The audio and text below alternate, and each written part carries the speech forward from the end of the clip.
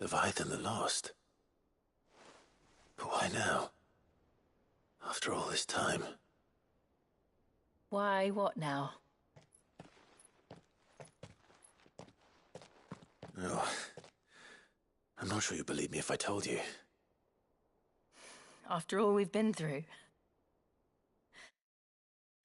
I doubt there's anything that could surprise me at this point. All right then. Rouse Joshua and meet me in the mess. We'll talk there.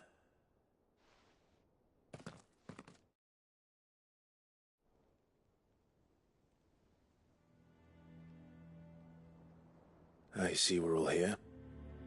So, what is it this time? I'm not sure yet. The letter delivered to my chambers omitted a few crucial details. Do we know its provenance? That was one of the details it omitted. But whoever the sender was, it seems the Dame held them in high enough regard to point them in our direction. The Dame? Well, she's not one to waste our time. It must be important. Important might be an understatement. If the letter is to be believed, Leviathan's dominant is in danger. And someone wants us to save him. Leviathan? So the Warden of Water has finally returned. What has it been? 100 years? More. The Lost moniker dates back at least that long. Even our venerable lawsman would not have been so much as a glint in his father's eye when last the mighty serpent brought his crushing waves to bear upon the realm. But why the gap? I know it can be a few years before a new dominant's born. But over a century? Should the dominant of Water's bloodline have been severed somehow, it could have prevented a new dominant from awakening. But if one has awakened now, he couldn't have chosen a worse time. Every nation in the realm has lost its dominant. If word gets out that there is still one to be had, they will stop at nothing to claim it for their own. And the twins will be at war again, just when humanity most needs to come together. Did the letter say anything else? Only that if I wish to know more, we must meet in person. And that the Veil can arrange a meeting. Yo, what's up, Gamble? If nothing else, you can be certain it ain't a trap.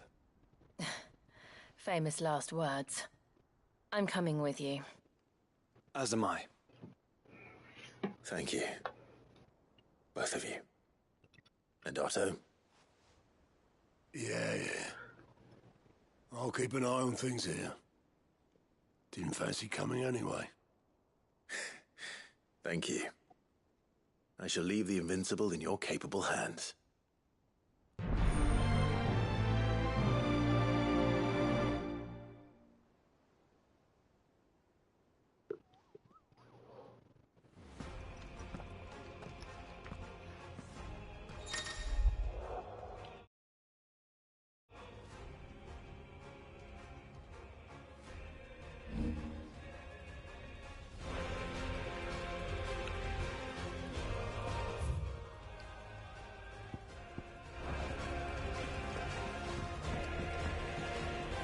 Back again?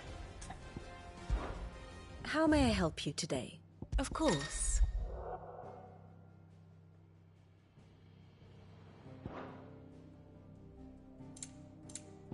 The state of the realm is ever-changing, Clive.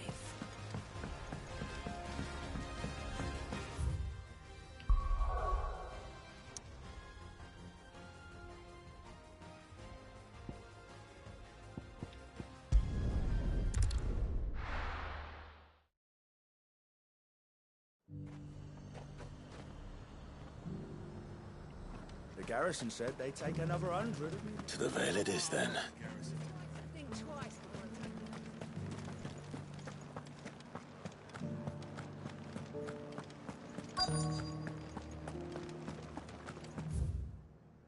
Looks like you've got thirst.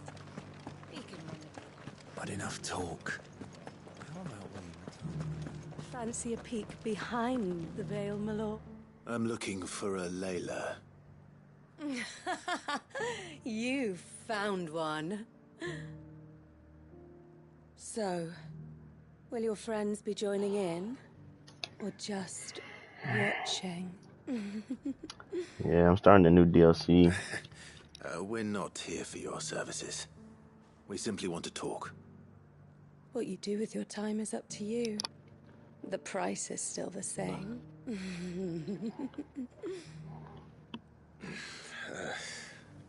We're here about the letter.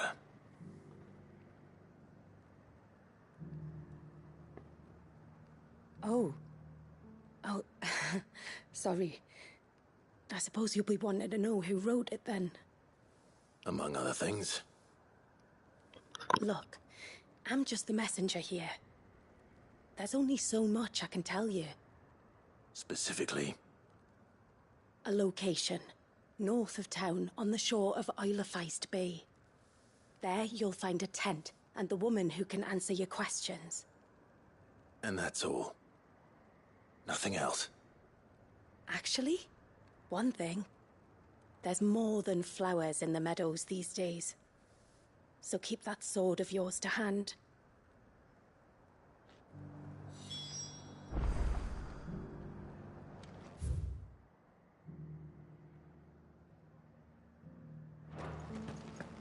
Does anyone else think it's strange that this woman should prefer to keep to the outskirts of town? Not if she realizes the value of the information she's party to. And the danger it puts her in. Haven't seen any of those beastly...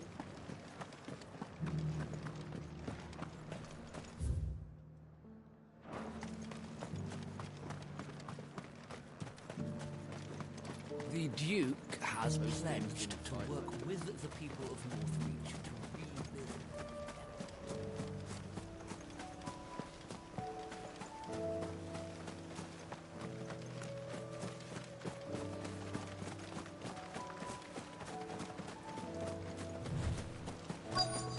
The tent is where Layla said it would be. Yes, but who awaits us inside?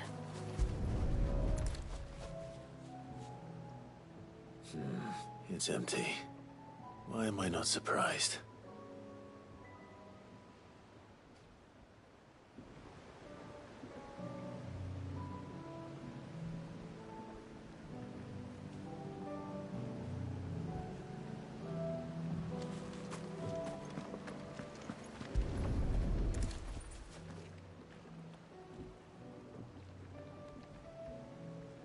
A boat. No prizes for guessing who that belongs to.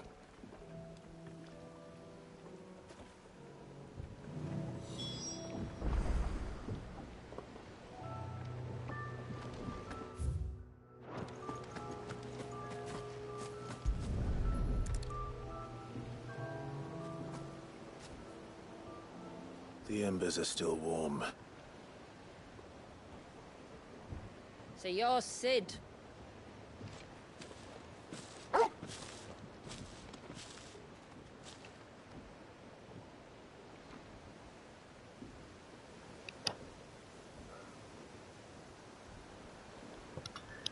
I suppose I must be. Which means you have me at a disadvantage. Apologies. I am Shula, tributary of Mysidia, final haven of the Moats of Water. The Moats of Water. The very tribe into which it was believed Leviathan's dominant was born. A people notable for their sapphire eyes and ivory hair. Yes, that would be impossible, since the tribe famously... Vanished. Was exterminated. Despite the best efforts of both church and state, we are still very much alive. Though we've managed to keep that fact hidden from good Krieger's faithful for over a century. Along with Leviathan's dominant.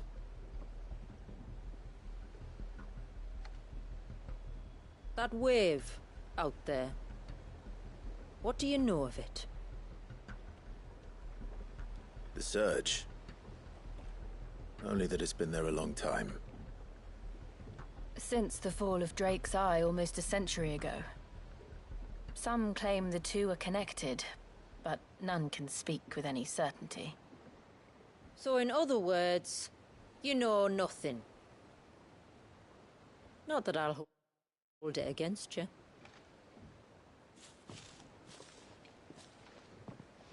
The wave was raised by Leviathan in an act of rage. Moments before the waters were stayed, and the icon and its dominant bound within. And you want us to? Rescue him. Yes. You see, a little bird told me about a certain outlaw with a singular knack for putting unruly dominants in their place. And ours is about as unruly as they get. For years, we've searched for someone who could hold their own against an icon. Someone just like you. So what do you say? Will you help us? What exactly did your dominant do to warrant this punishment? What did he do? He committed the greatest crime one of his kind can. He was born.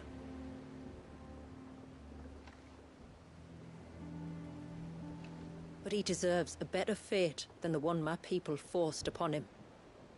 He deserves to be free. As do we all. Very well. Far-fetched though your tale may seem, something tells me you speak in earnest. So we will do what we can for your dominant. But first, you will tell us everything you know about him and the means of his imprisonment. I can do better than that. I can show you. Care to take a trip across the bay? My people await you there. Lead the way.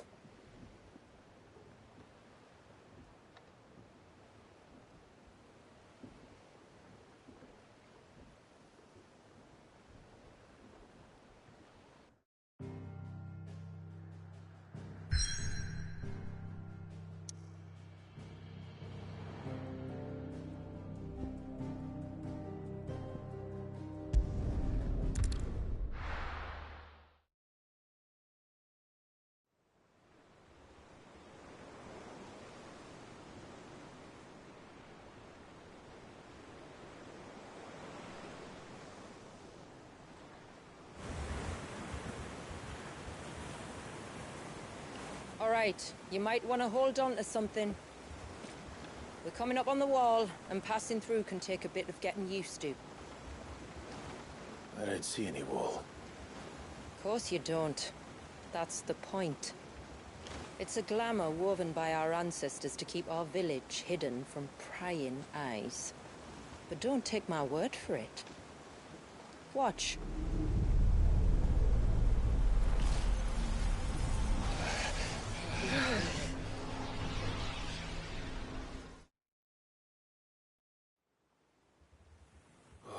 That was worse than a slug of Bacchus wine.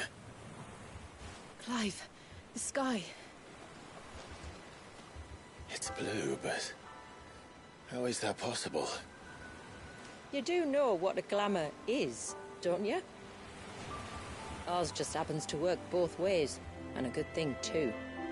I wouldn't fancy staring at those sickly clouds every day.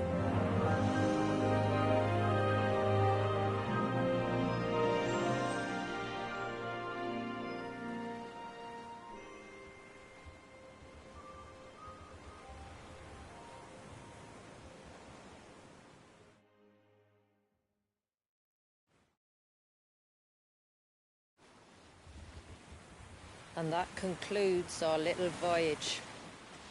We're here.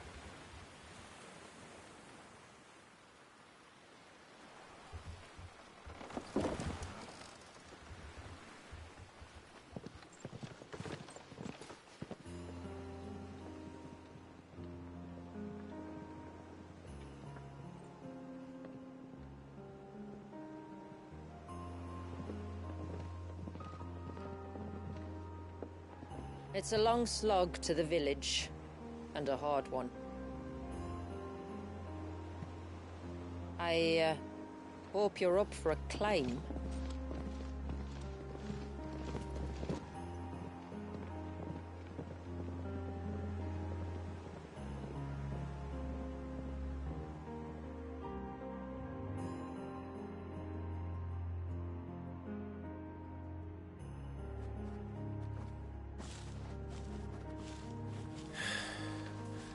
Finally. What? You didn't think we'd arrived, did you? The village isn't up here. It's on the other side of the mountain.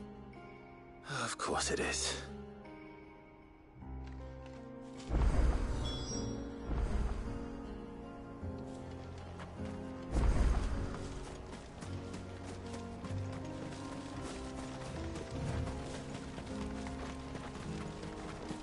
Watch yourself, Sid.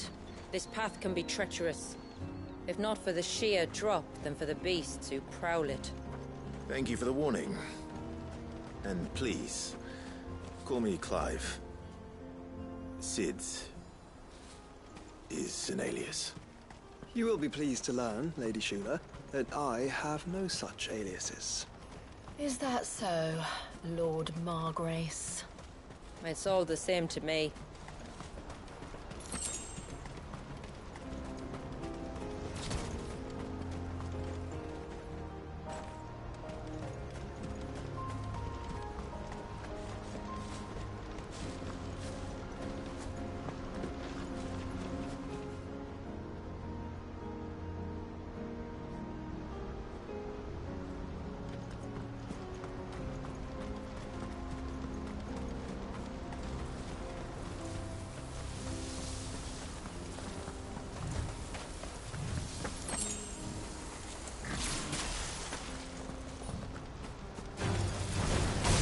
Wondering when they'd pick up our scent. Stand back. We'll handle this. Oh, will you now? Shall I keep my axe and spells to myself then?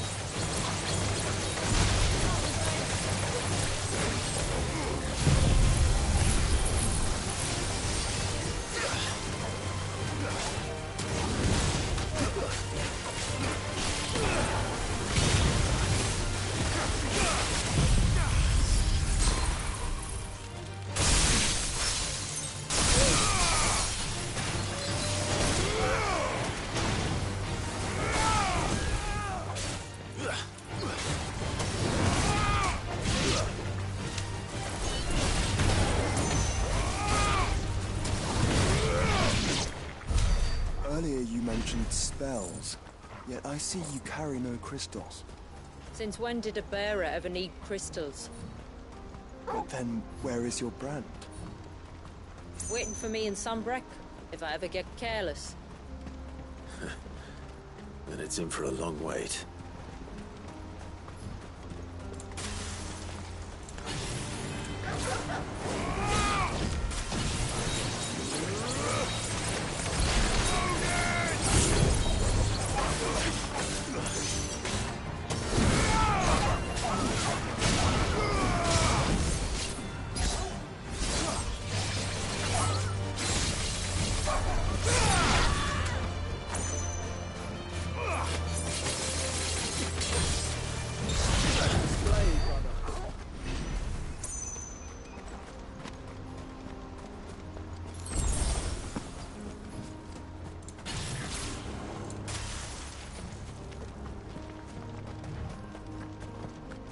We're almost at the summit.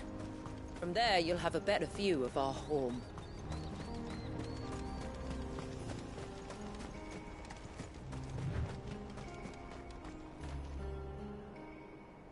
Few have ever set eyes on what I'm about to show you. Just so you know. This is not what I expected. Welcome, my friends, to Mysidia.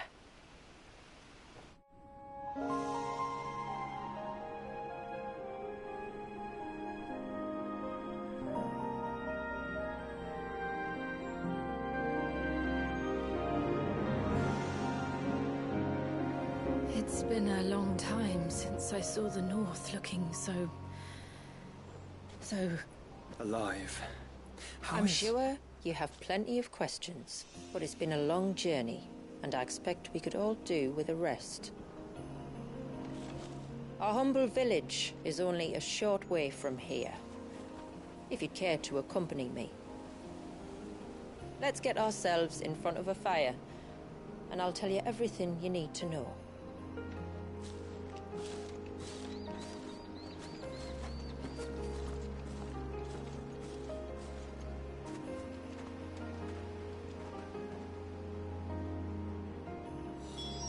It's beautiful, Shula.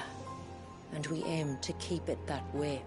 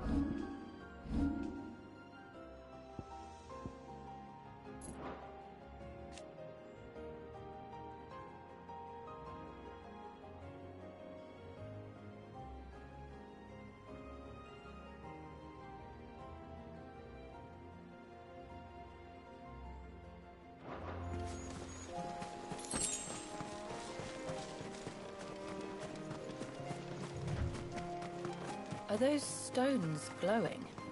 That's one of the cairns which maintain the glamour. Steer well clear.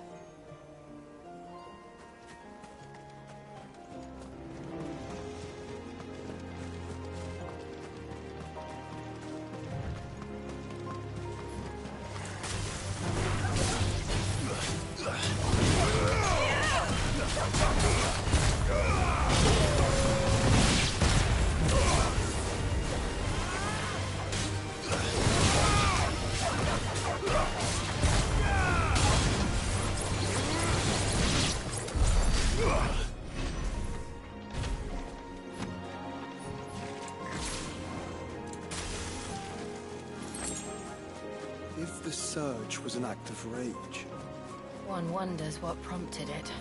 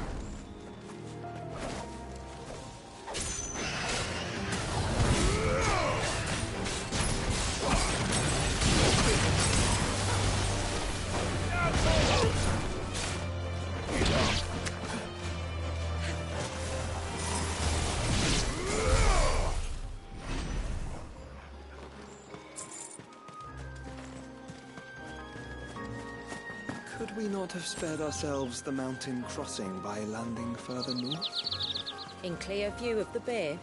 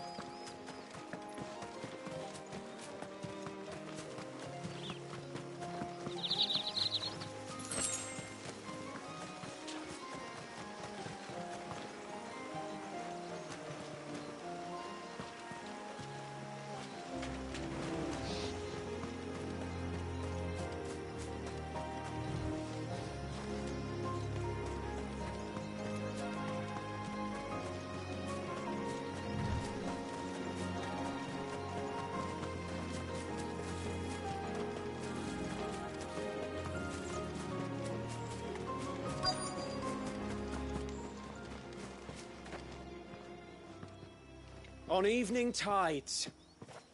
Does morning's light return? Open the gates! The tributary is home!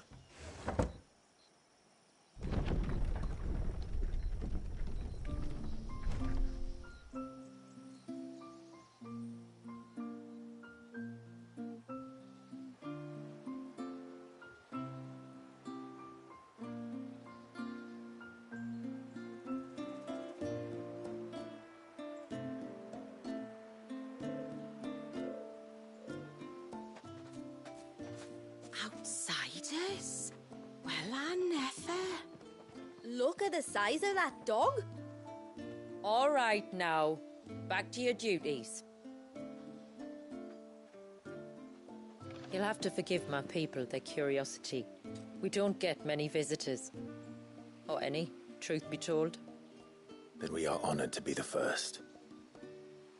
This is quite extraordinary. Like stepping into another world. So do you believe me now? You've made it difficult not to, my lady.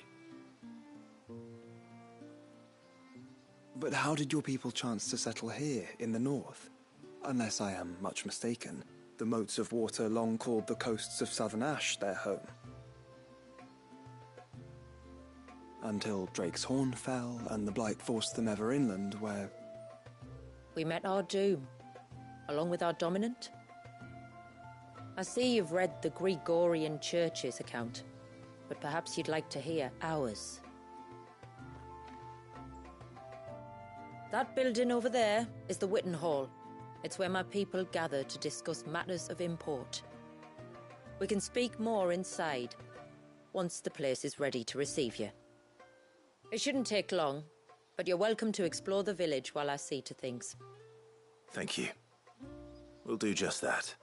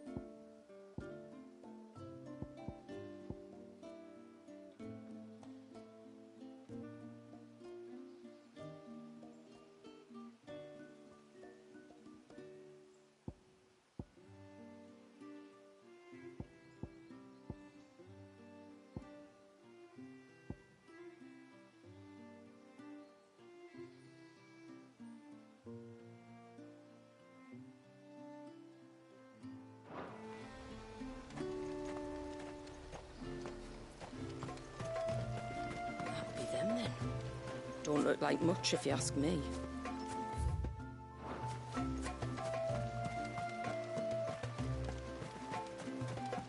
Look! That one's got a black key. Look, Nan, it's the outsiders! Hush! How long did do you think this bridge has been standing here?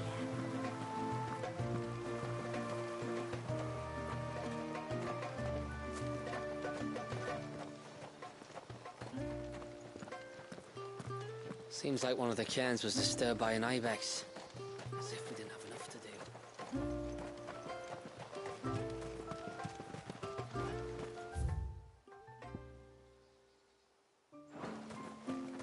The poor things are as pale as ghosts. Are they unwell? Don't think so.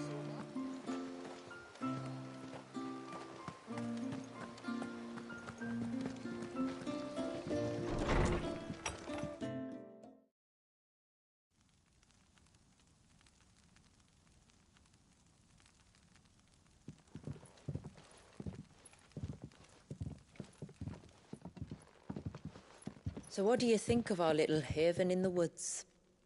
It might not have all the comforts of a southern settlement, but at least it's ours. And there's a lot to be said for that. It can't have been easy keeping this place a secret. Not easy, no. We've dedicated our lives to maintaining the glamour that conceals us. Us and Walyas. This man, Walyas, is he Leviathan's dominant? That's right. Though he's no man, Walyas is still a baby. A baby? Forgive me, but you said that the Dominant and his icon were bound inside the Surge almost a century ago. That would surely make him older still. It would, if he'd been allowed to age. But the spell robbed the poor bairn of even that. I'm sorry? Walyas was the son of my great-grandfather. Leviathan awoke within him almost immediately, but instead of allowing the lad to live out his life as a valued member of the community, my ancestors sought to put his power to other uses. Sadly for them, the Icons sensed their treachery and summoned a wave so large it would have swallowed the entire village if my ancestors hadn't stopped him. Then it is not the surge that binds the child, but time itself. Yes. Forgive me. I'm still not sure I understand. I'm not surprised. It isn't the easiest thing to explain. Which is why it might be better if I took you to see him. Show you exactly what he has to endure. That is why we came. Then let us be off. There's a road that leads north from the village. It'll take us right into the Surge.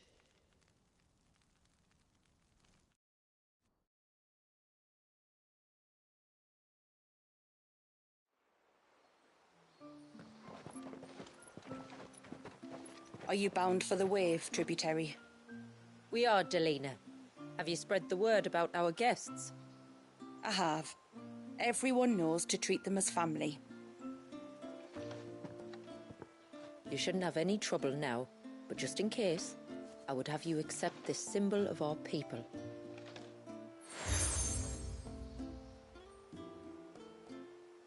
That's very kind. I look forward to meeting the family. The feeling's mutual. Should the tributary be indisposed, feel free to ask me any questions you might have regarding the village, and I'll do my best to answer. Thank you. We will. Then I bid you good tide.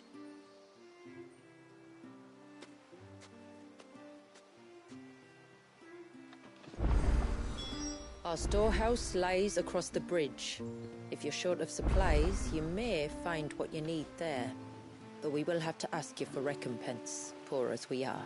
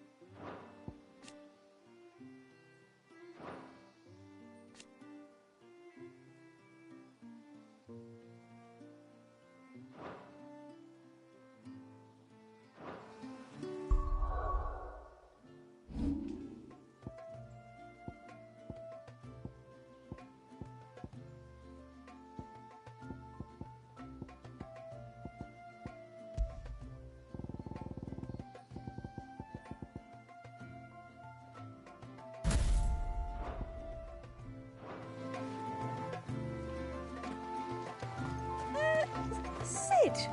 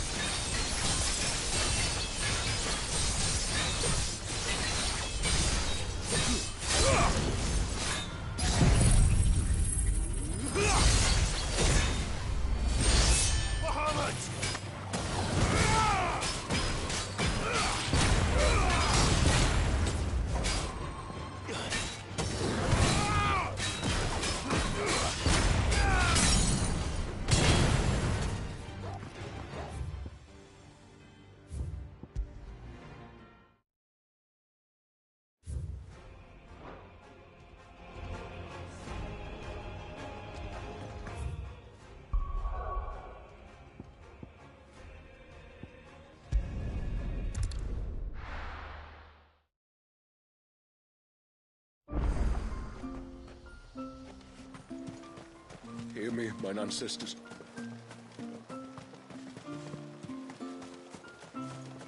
I'm not arguing.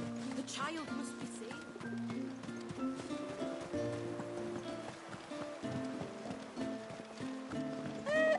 Sid? You are Sid, aren't you? The man the tributary told us about? I wonder if you could help me.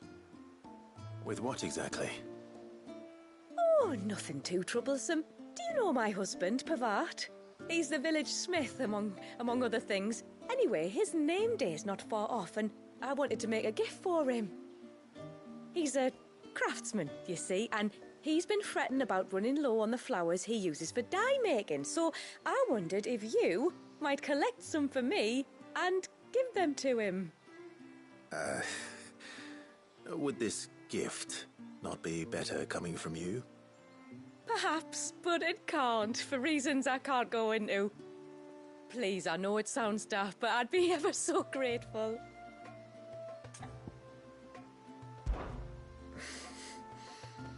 Fine. Which flowers does your husband need? The sweet little blue ones that grow around the fount. Elder's blessings, they're called. We use them to dye our fabrics so we always feel close to water like they are. You don't need to go to the trouble of picking them yourself, though. Just speak to the field hands and ask them to share their harvest with you. 2 basketfuls should be enough for my husband to be getting on with. 2 basketfuls it is.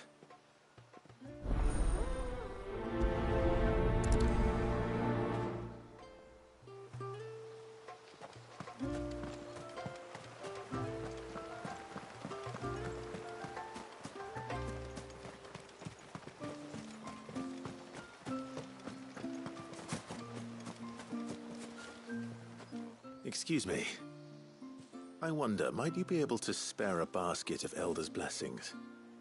Pavart's wife tasked me with collecting some for her husband, and suggested that I speak to you. Ah. Werda wants you to bless her better half with the fruits of our labour, does she? Go on then. Give the old fool something to squirm about. I'm sorry. Don't worry about it. An old fool Pavart may be, But if you come bearing gifts, he's not fool enough to turn you away. I'm glad to hear it. Thank you.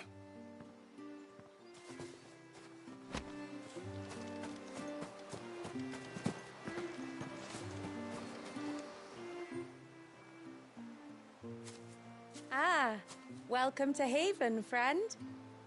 Thank you. Forgive my presumptuousness, but the smith's wife has asked me to make her husband a present of some elders' blessings. 2 basketfuls, to be precise. Well, I have one, if that's any help. It is. I'm much obliged. They really are beautiful. Aren't they just? Though that's not the only reason they have a special place in our hearts. Legend has it that when our people fled from Ash, the tributary of the time took some seeds with them. And as they wandered high and low across the Twins, he'd plant them wherever they stopped for water. Every elder since has done the same. So when we finally put down roots here in Mysidia, the flowers did too.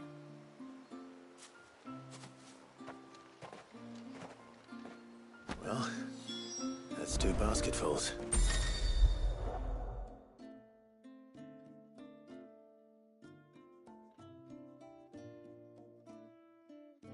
Time to visit Pavat.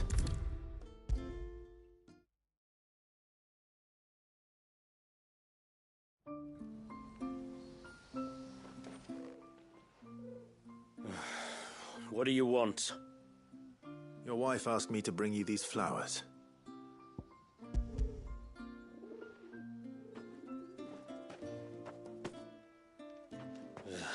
That woman. Come out. I know you're there. Who? Me?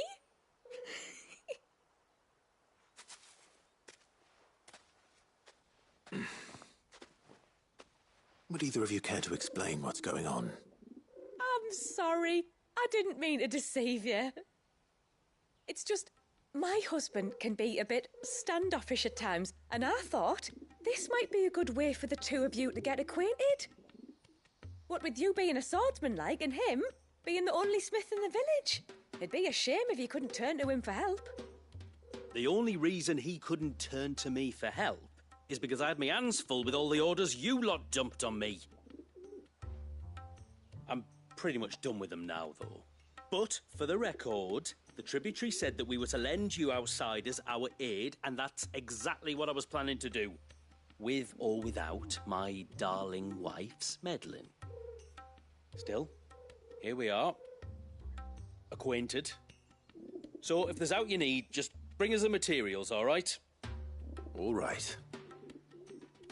All right, then. And tar for the flowers. I was running low. You use them for dyeing, I hear. Aye. Crush the petals and it makes a fine and lasting blue. We use it to stain the cloth for our tunics and pennons. To remind us where we come from, like. As modes of water. Children of the sea.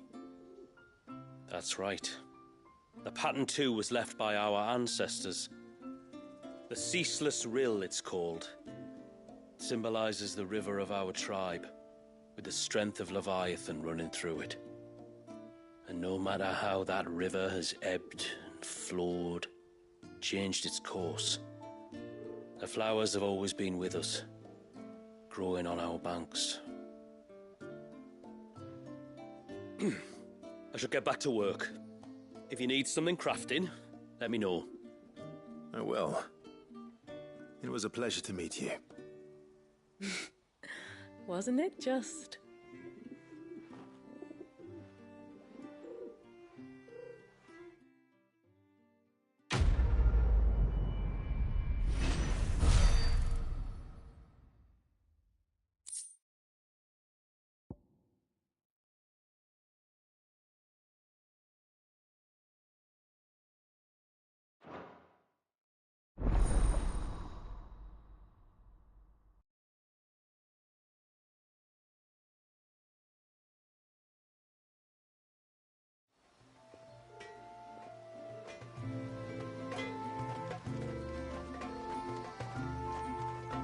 Reckon my steel's just as good as any.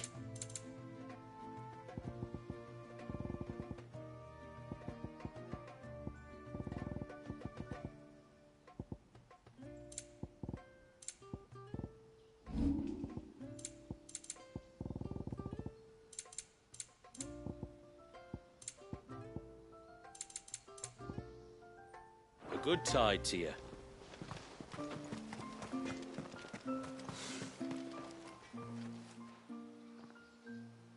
Oh, I'll have her hide when she gets back. Oh, sorry. I was leagues away. How can I help you? If you're after something from the storehouse, it's actually my wife you'll want to talk to. She will have to charge you for the goods, though. Not that we'd fleece you or anything. It's just, you know, needs must. I understand. Saying that, she might not be able to get anything down for you for a bit. Ah, right. She's got her hands full with the inventory, you see. It should have been my daughter's job, really, but the willful little Rills decided to make herself scarce. The heavens only know where that girl's got to. If you'd like me to keep an eye out for her. Oh, no. I couldn't ask that of an outsider. Could I? You wouldn't mind? Of course not. She won't have gone far, will she? I hope not. But I've scoured the entire village for her and come up empty-handed.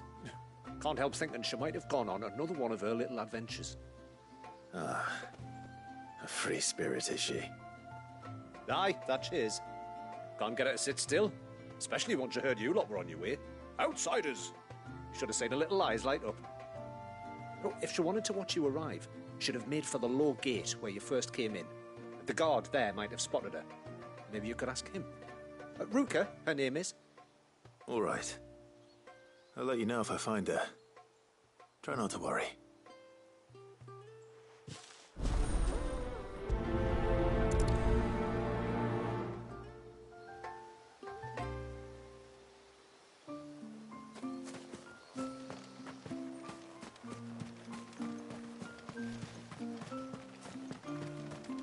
Hear me, mine ancestors.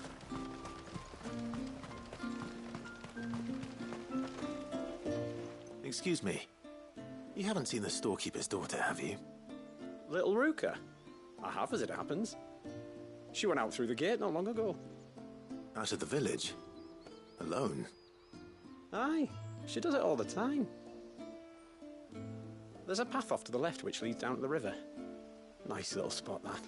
And safe as you like. The beasts of the mountain don't dare come so close to the village. That's where she'll be. Go and have a look if you don't believe me. I will.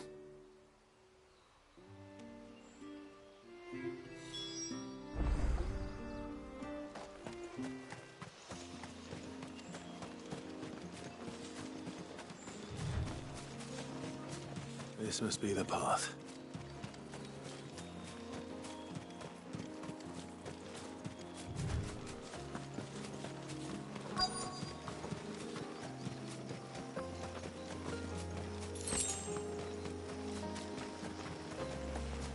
They're not here either.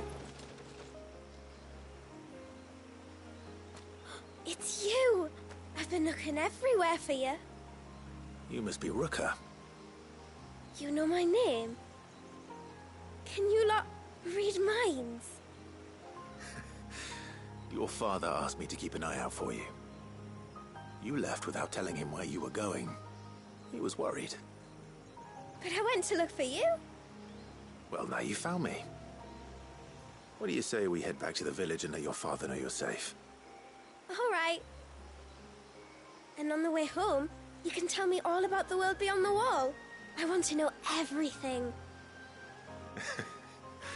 Everything might be a stretch.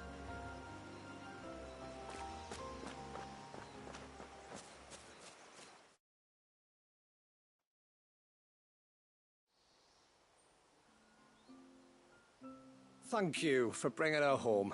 And sorry for the trouble. Oh, no. It was a pleasure. Daddy, Did you know that there are villages 10 times as big as Haven in the outside world? 10 times! Cities, they call them. And in these cities, they have great big walls and towers and castles. Oh, to think I was worried. You can tell me all about the outside world later, Sweet Pea. Now go and help your mum with the stores. All right.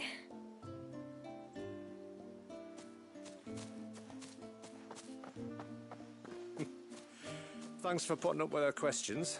She, has a lot of them.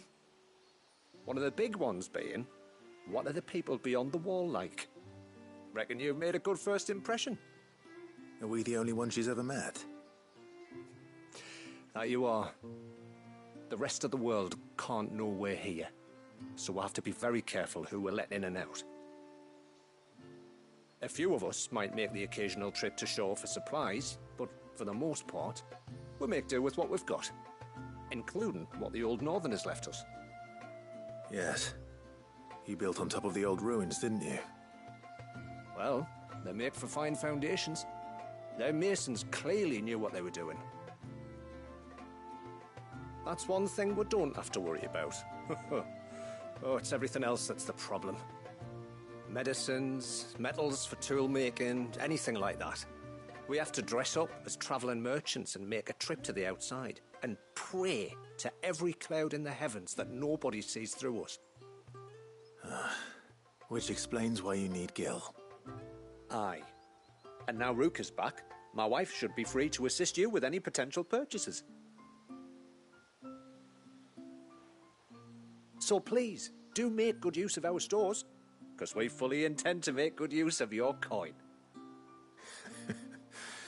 I'll be sure to keep my purse strings loose.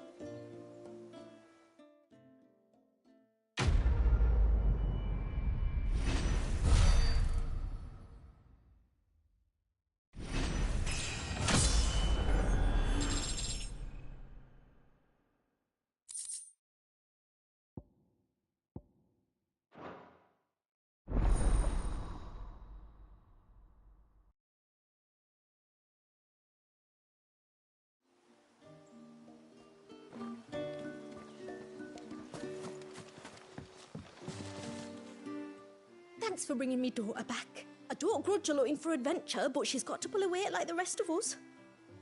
Anyway, now we've got the inventory done, I can attend to my own tasks, like seeing to our visitors' needs. So, what's the route you wanted? This is all we have. Here you are.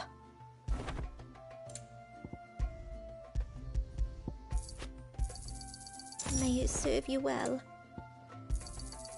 Here you are. Well, if you're sure you need it.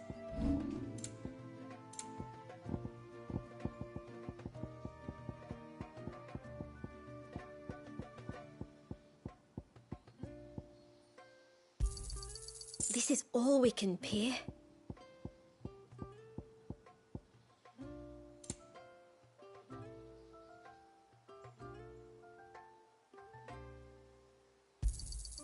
Anything else?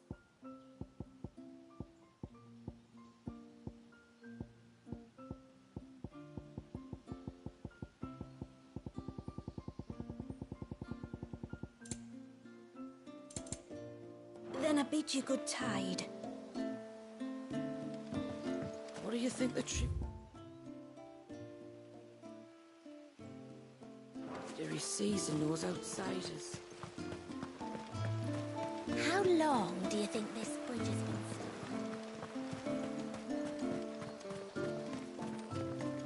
stood? Suddenly, there were curves everywhere I looked.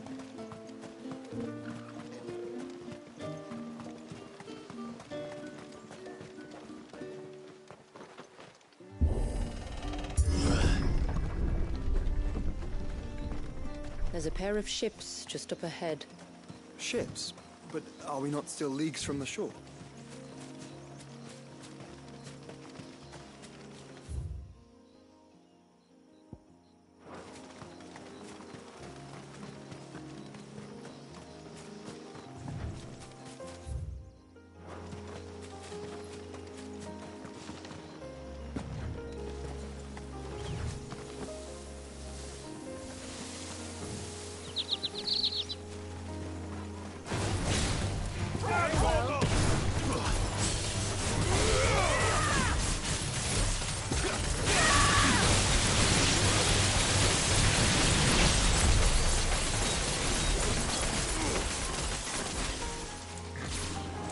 quickest route to the Surge is due east, past the second galley. Shula, how did these ships come to be here? What do you imagine happens when an Icon of Water gets angry? Really, brother, did you have to ask?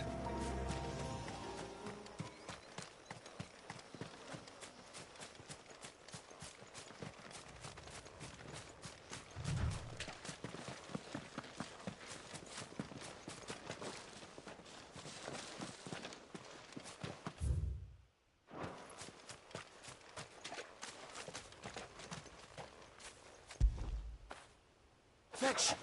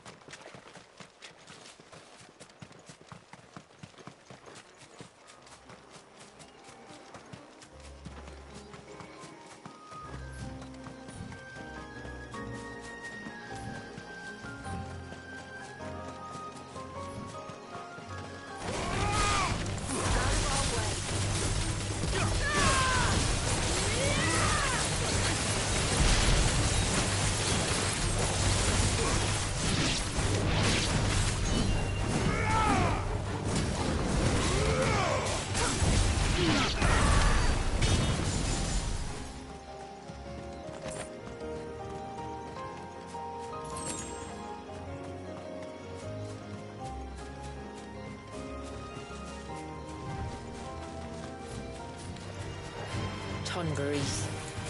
Foul creatures consumed by their hatred for everyone and everything. Everything save sharp knives, it seems.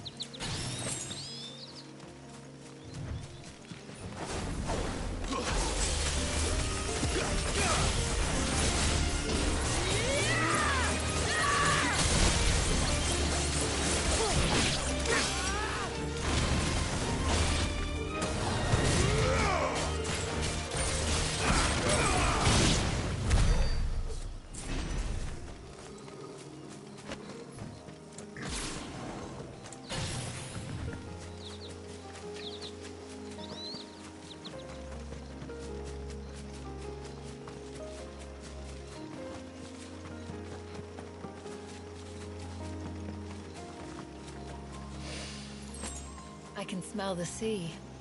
It's not far now.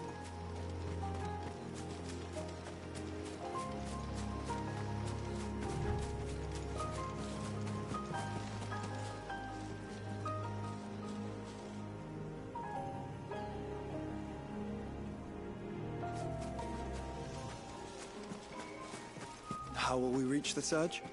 We'll follow the coastline north. There's a bridge that'll take us across to the cape.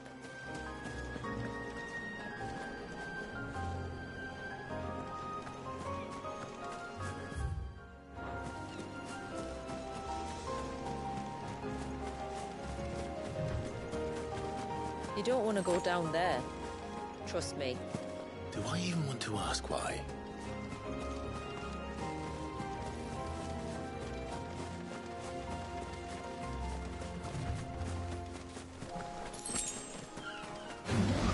It won't be easy climbing.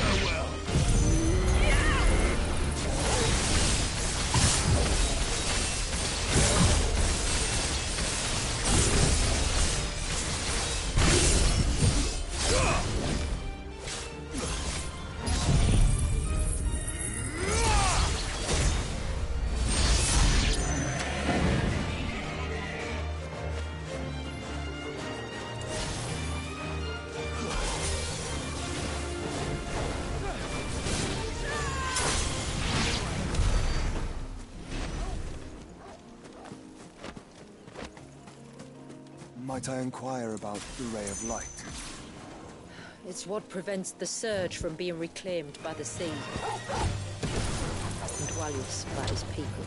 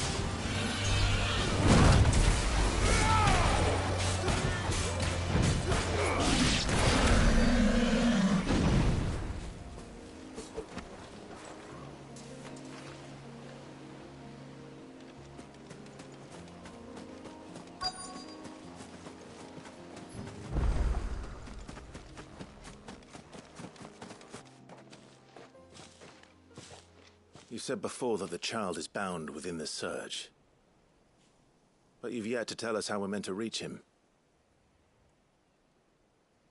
I trust we won't have to hold our breath. No. The Surge wraps around the cape without engulfing it. If we continue to its tip, there is a path down to the seabed. And the wave's origin. All right.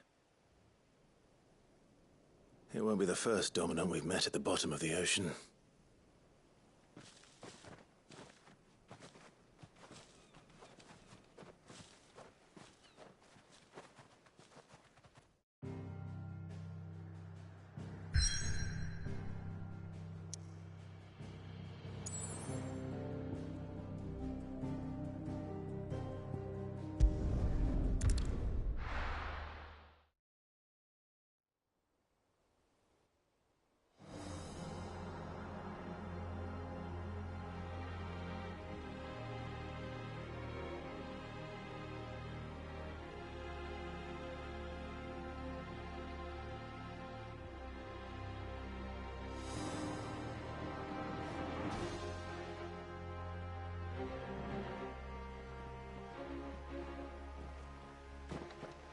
It's not much further now.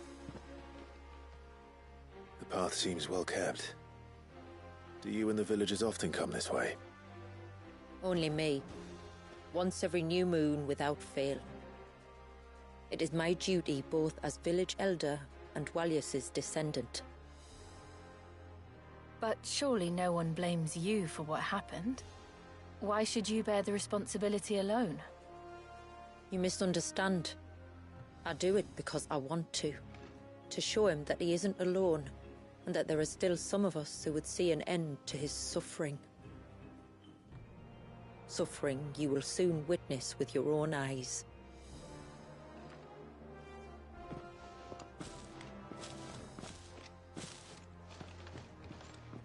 The forest grows quickly here. Left unattended, the path would be reclaimed in a matter of moons.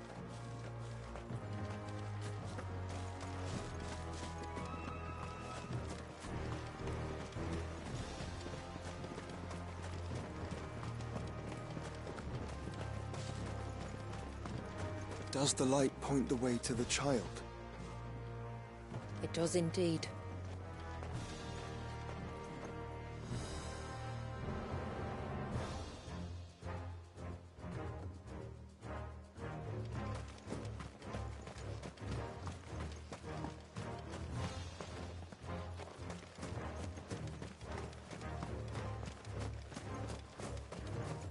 Look at all the droplets of water suspended in midair.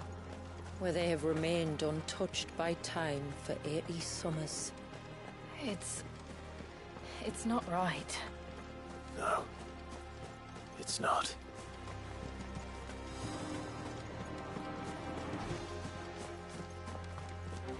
There. Up ahead.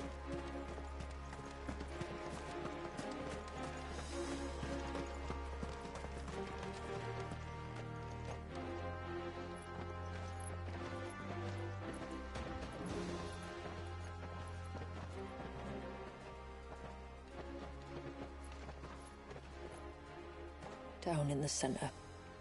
Follow me.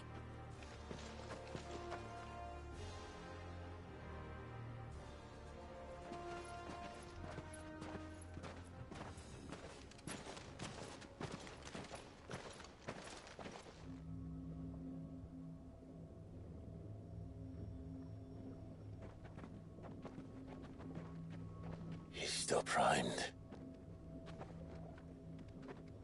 I'll never forget my first priming. The fear.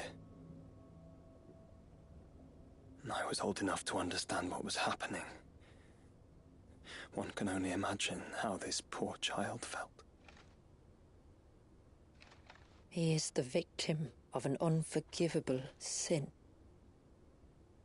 Committed by people who saw him as nothing but a means to an end. He must be so frightened. Then I'll ease his burden.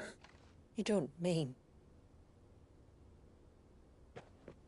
I'm not going to hurt him. Contrary to the tales, I don't go around killing dominants for no reason. What if I told you there was a way to remove Wallace's icon?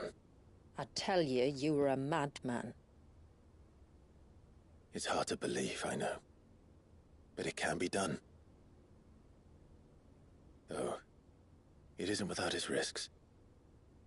Part of the icon remains no matter what. So, it might still come to violence? I don't know.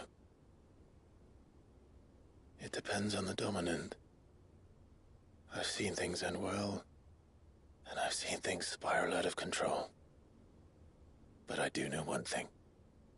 If we turn our backs on this child, there will be no end to his suffering. And I think that a worse fate than the alternative. Don't you?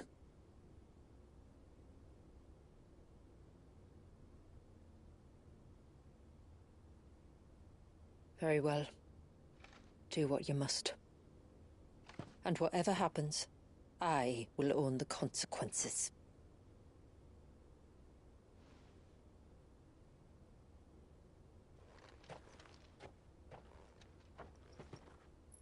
Don't be afraid, little one. Let me bear the weight.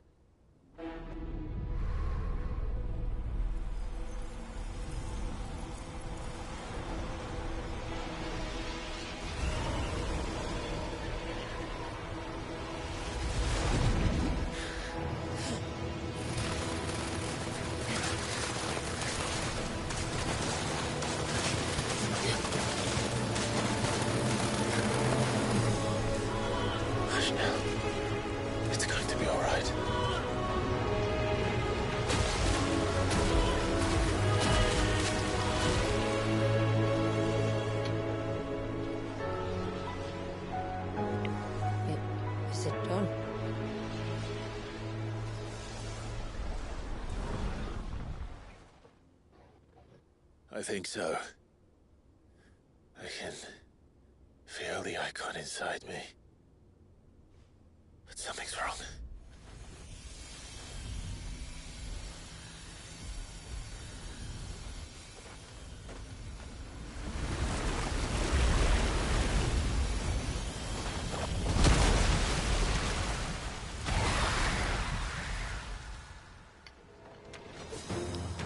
He wasn't just afraid. He was angry. All right. Let's see what you've given me.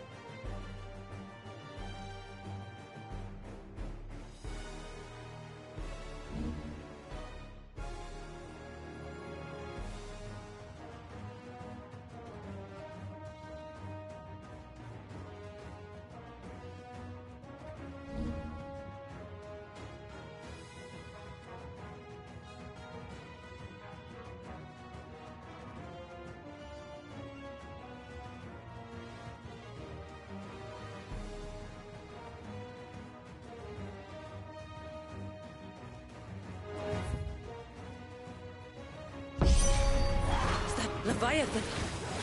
No, just an exit, but a formidable adversary nonetheless.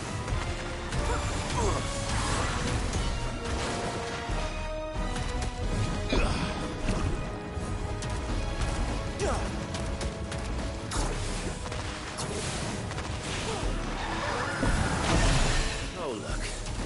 It has friends.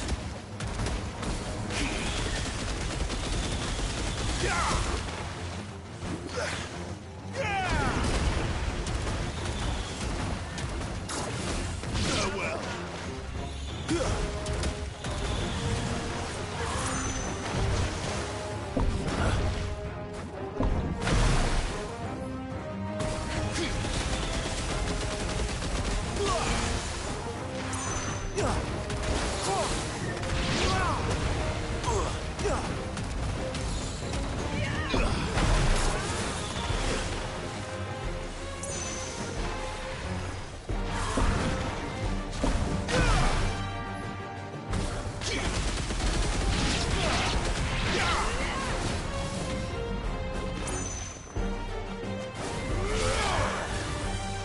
slow.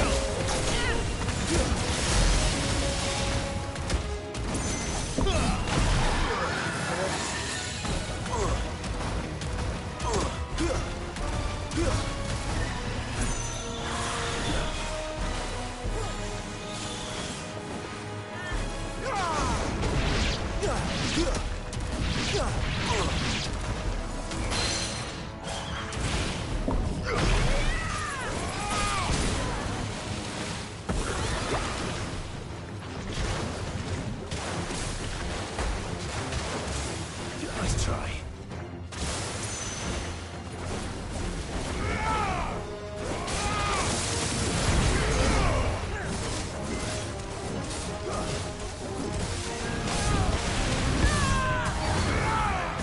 Nice try.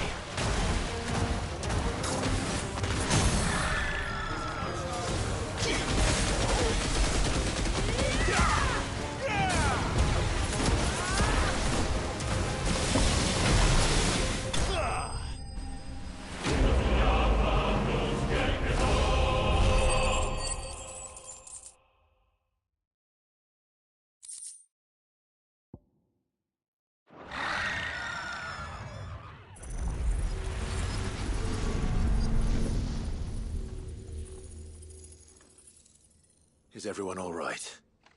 He seems calmer now. You said Walius was frozen in time. But he knew we were here. How? I don't know. He's never reacted to anything or anyone. Until now. The child has been bound for nigh on a century.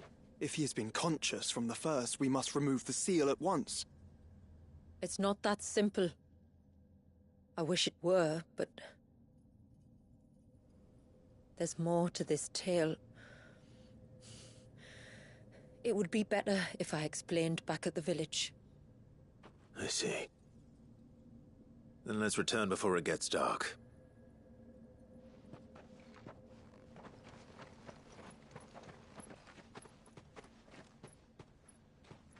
I'm sorry, Walius. I will make this right.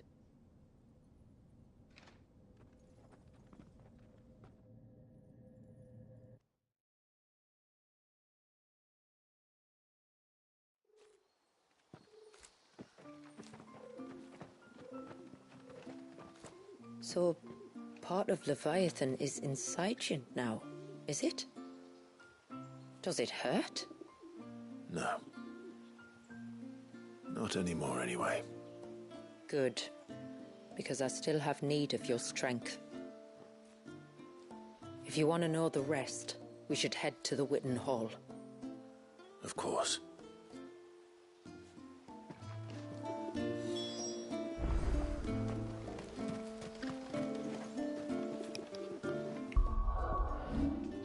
Alright, let's see.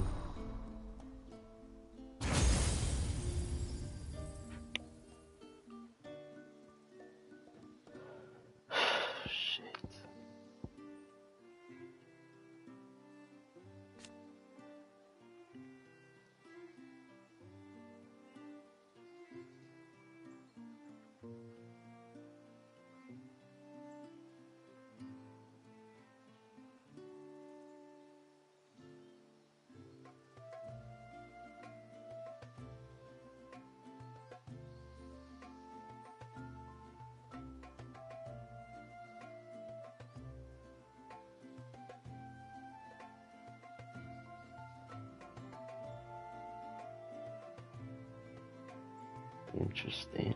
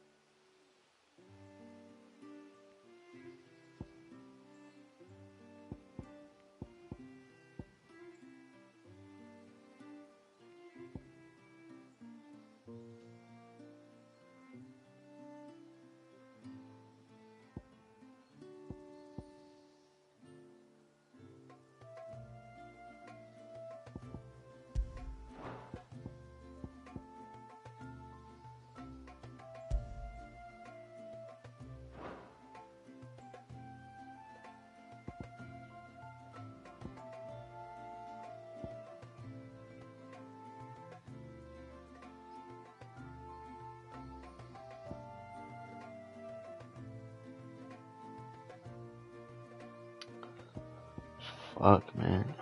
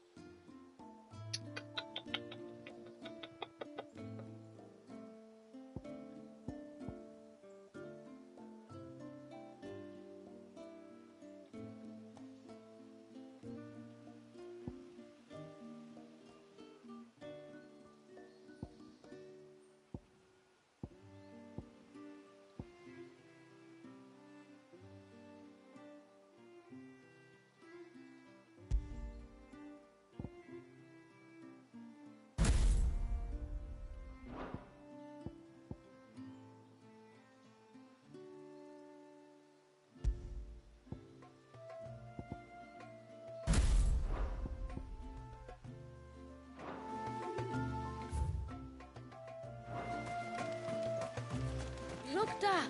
The tree's rock. Do you think the same? Bastard things.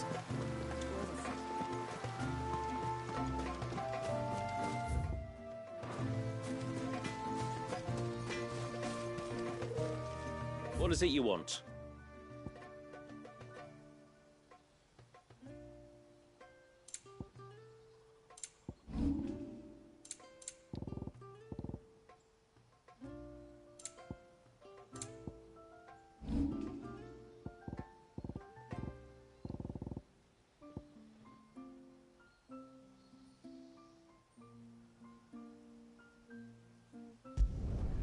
I'd like to see another smith do better.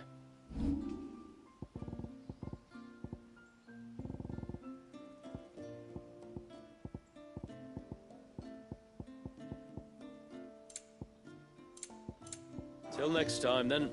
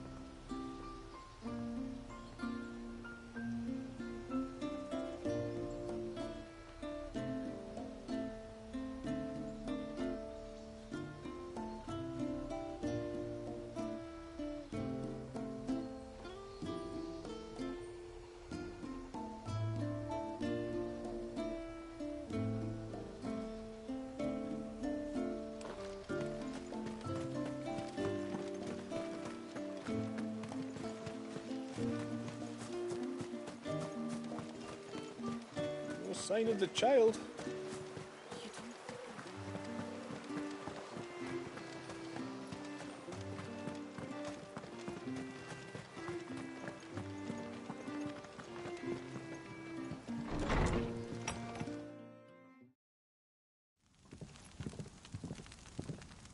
To understand the spell which binds Walyas, you must first know who we are, and what drove my forebears to commit such an atrocity. This tapestry is our story, the one that brought us here. After generations of wandering, my people sought refuge in northeastern Storm, some 170 years ago. But in exchange for our safety, the Gregorian Church demanded we renounce our faith and branded us heretics when we could not. To be exterminated, as a lesson to others. And so was it chronicled in the imperial histories, for anything less would have made the Church seem weak. Yet a handful survived. The few who did fled north and west, and in doing so discovered two things that would forever shape our fates. The first was an old legend, revealing how to make your very own Mother Crystal. I've heard that one before. Yes, yet it gave them new hope, however false.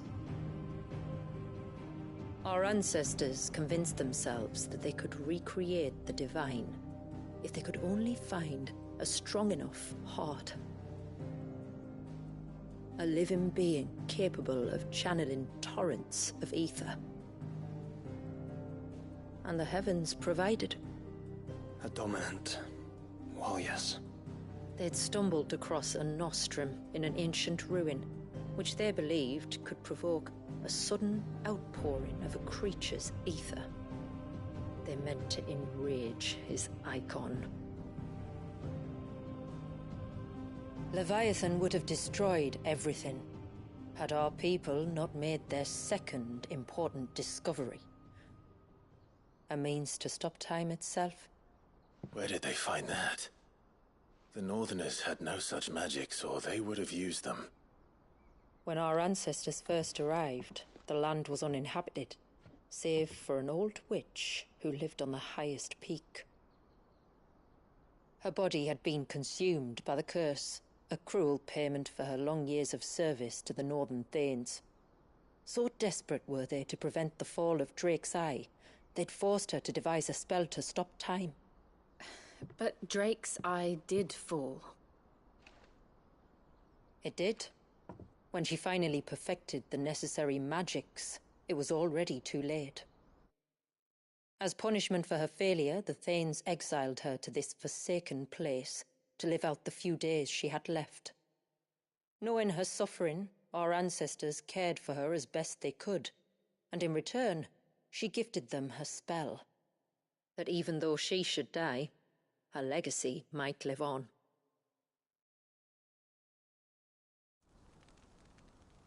So armed with both the knowledge of the ancients and the secrets of time, our ancestors settled upon an ambitious plan. They would create a new Mother Crystal, and enchant it that it might endure for all eternity. Thus would our people's wandering, our suffering, finally end, and prosperity visit us once more. And all it would require was the sacrifice of a single child. A small price to pay, or so they believed. Another victim of man's blind reliance on the Mother Crystals. So we know the seal source. How do we break it and restore the flow of time? Do you recall the Dome of Light on top of the cliffs to the west? Inside lie the ruins of an old temple. It was there that the witch built the Vare, a conduit of sorts that channels her remaining ether into the Surge. But it's been a long time since anyone set foot in the place. And now, there are others who claim it as their own. Then we shall go prepared for a fight. That said, it may be best if one of us stays behind. You think the village could be in danger? We saw the ether flow from Wallius in all directions, but only encountered a single familiar. There will be more. And should even one make its way here, I doubt the walls could hold it back for long.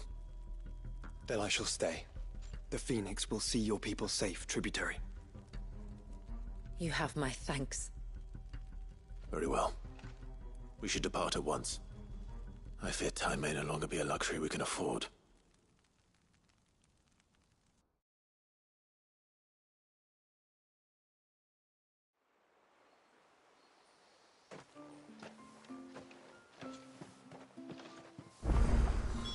The Vare is not easy to find. We must first head north, and then west, deeper into the forest.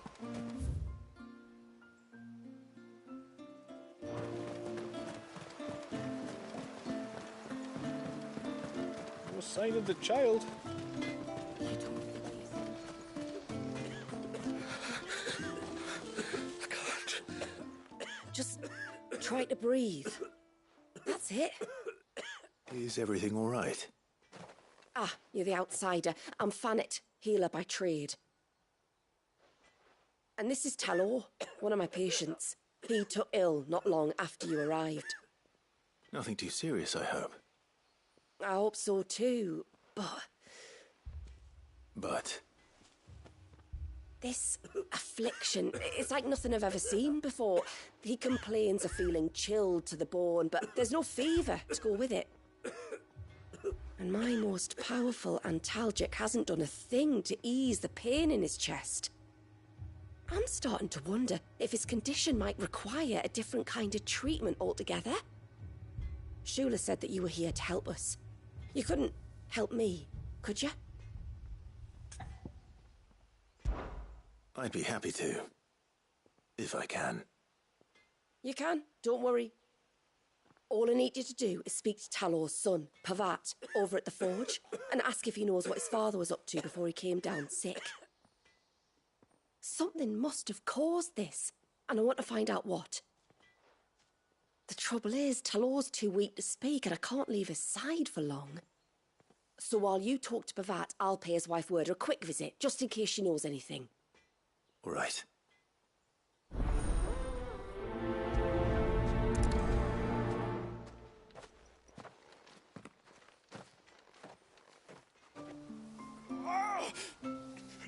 Leave me be. Let me go. Let me go. Bastard things. Tore the fish right. Oh, I never should have let him go alone. Ty, take me. What am I gonna do? You've got to help me. Shula said you were a force to be reckoned with. Are you? Why do you ask? Eh? Oh, sorry. I should explain. My name's Kitav. I'm worried about a friend of mine. He went into the forest and he hasn't come back. Would you help me find him? I can try. Tell me what I need to know. Of course. You know about the glamour our ancestors cast to keep this place hidden, right? Shula told us about it, yes. Right. So you know the cairns we use to maintain the spell? Well, it's me and my friend's job to maintain them. If it weren't for the likes of us, it would have faded years ago. So your friend went into the forest to visit one of these cairns? Aye, that's right. He said he was going down to Father's Fell. There are 2 cairns out that way, one by the banks of the Swift Run, and another near the Winged Wains, the, ships in the forest. All right. How will I know this friend of yours? His name's Nassef. He's about my height, but clean-shaven. If you could track him down and see that he's come to no harm, I'd be much obliged. I'll search the village, just in case anyone's seen him, and meet you back here. Very well.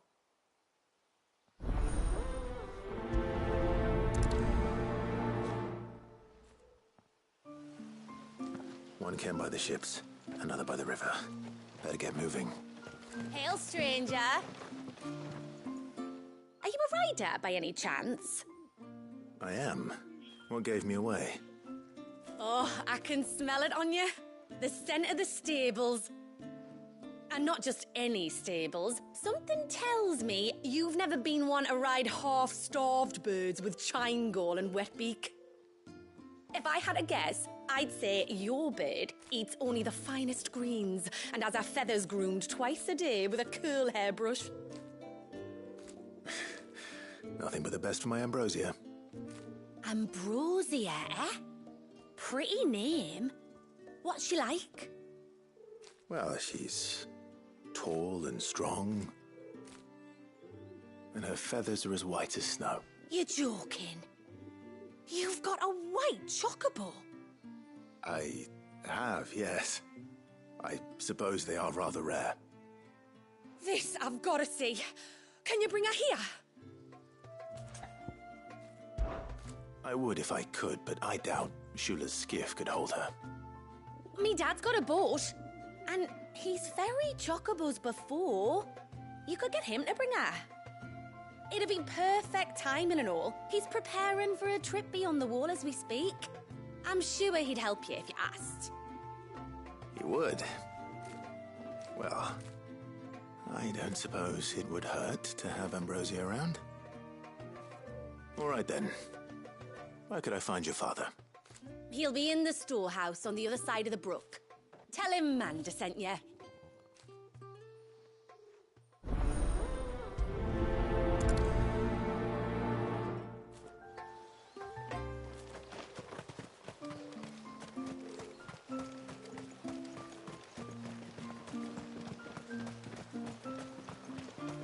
Bastard things.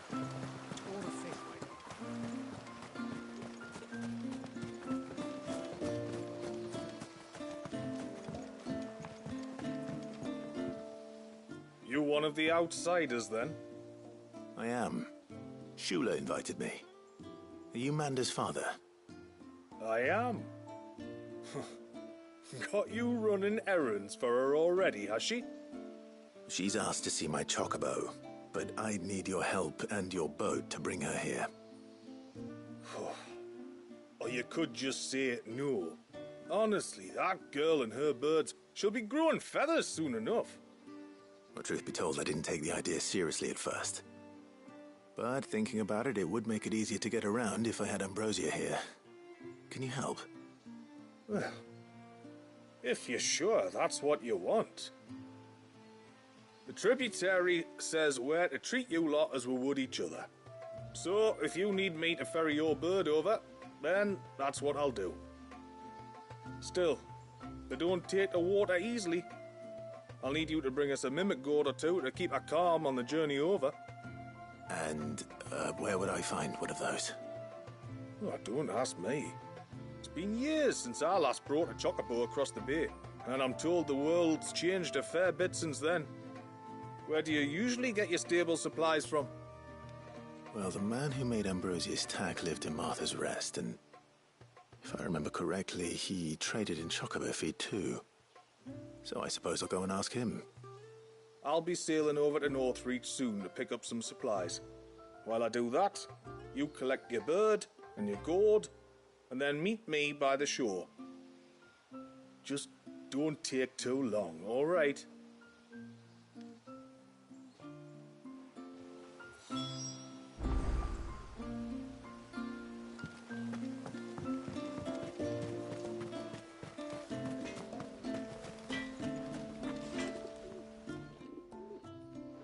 Oh, do you need something? I do, though not from the forge. Fanet asked me to speak with you. She's looking into the cause of your father's illness and wondered if you could shed any light on the matter. I see. Sorry.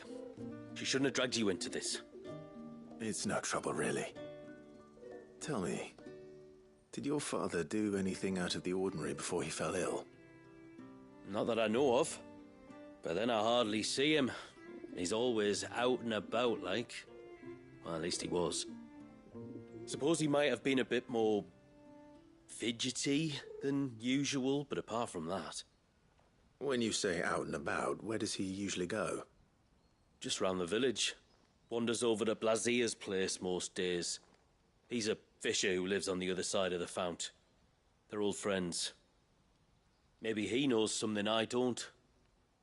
Maybe. I'll go and speak with him.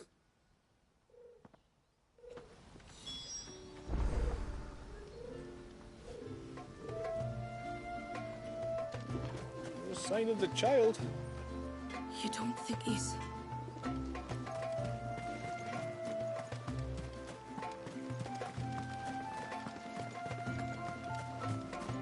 Oh, ceaseless rill, guide thy bounty.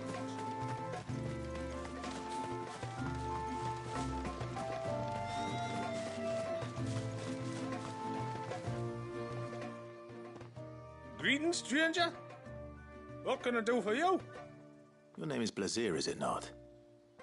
Pavad tells me you're a friend of his father's, and that the two of you may have spent some time together prior to his illness. His illness? Talor's never been ill a day in his life. I don't know why he'd start now. Oh, Fanny doesn't know either. It was she who asked me to look into his recent behavior on the off chance it might explain how his condition arose. Oh, I suppose there was something that struck me as a bit odd. He kept asking about the woods. Did you see anything strange on your way back from the shore? Are you certain? Do you swear? That kind of thing. I didn't, of course. But he wouldn't let it go. It was like he was expecting something to happen. It was just a matter of when. Not that I know what. But he never told me anyway. Well, that certainly does sound unusual. And it might just be what Fanet is looking for. Thank you. I don't mention it. Oh, and when you say Talor, wish him the best from me, eh? Let's see what the healer makes of this.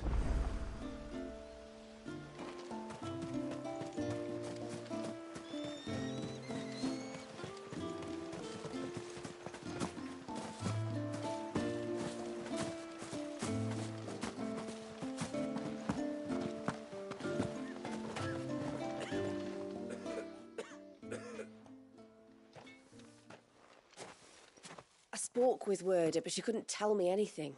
Did you have any better luck? Nothing conclusive. But there was one thing. Blazir, the fisherman, told me that Talor had taken a sudden interest in the forest of late. He kept asking him if he'd seen anything unusual there on his way back from the coast, but never let on what exactly he was expecting him to have seen. The forest between here and the coast. Surely not. But then... I can't say for sure. But I think Talor's illness might have some connection to the Tomberries. You may have encountered them during your time here. The small, scaly beastmen. And you think they may have caused Talor's illness? I do. At least in a way. And if I'm right, it's no wonder the treatments I've been trying didn't work. Oh, I know it's a lot to ask, but would you go down into Father's Fell for me?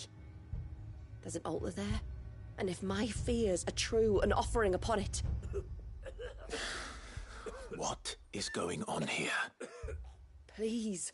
I'll explain everything when you return, but time flows fast. I beg you, make haste for Father's Fell and take the offering from the altar. Talor's life may depend on it. Very well.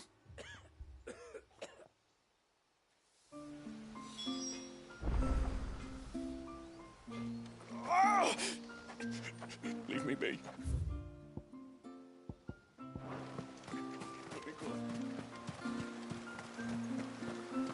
Bastard things.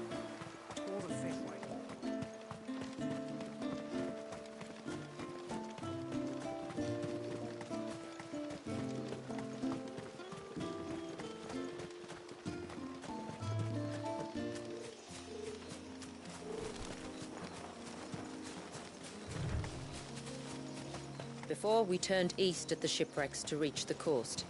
Now we must head in the opposite direction. Left it is, then.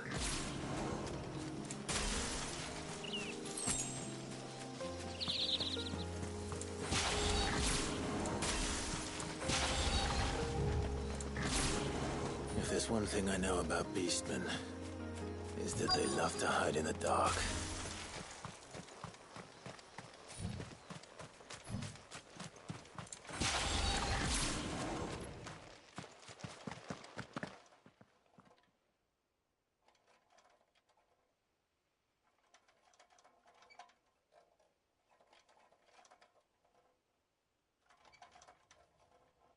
What are they up to?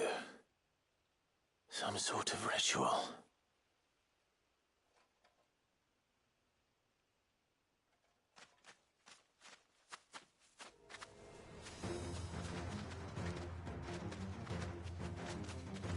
Sorry to disturb you.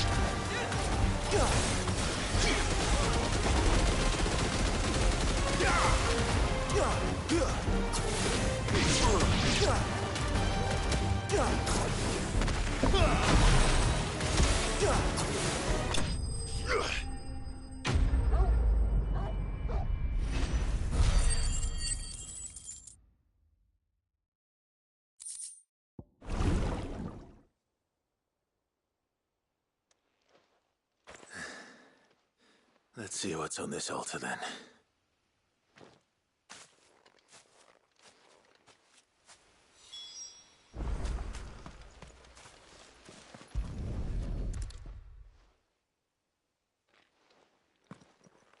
A silver chain. I doubt the Tombrys made it. This must be what Fennec was talking about.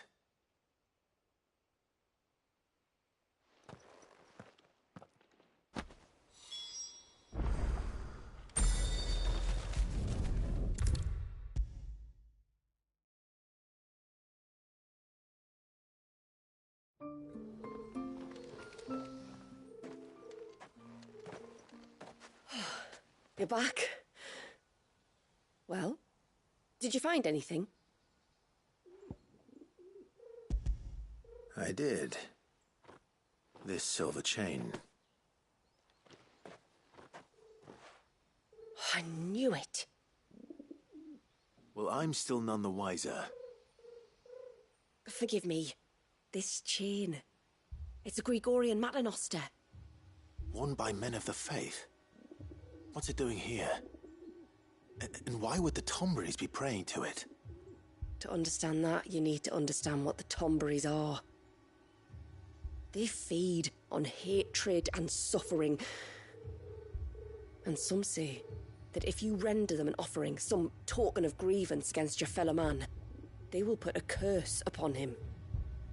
So you think someone's put a Tombry curse on Talor? I can't say for sure. Truth be told, I always assumed it was an old wives' tale. But given his fear of the forest and the presence of the chain on the altar, I don't know what else to think. Does Talor have any enemies in the village? Anyone who would nurse such a grudge? No, I believe the one who left the chain at the altar was Talor himself. I beg your pardon? But there's more to the tale, you see. It's said that if you attempt to curse a soul that has returned to the sea already, your ire has nowhere to go but back to its source. You're saying he cursed himself? In trying to curse another, aye. When my father was younger, he was one of the few permitted to venture beyond the wall on trading expeditions.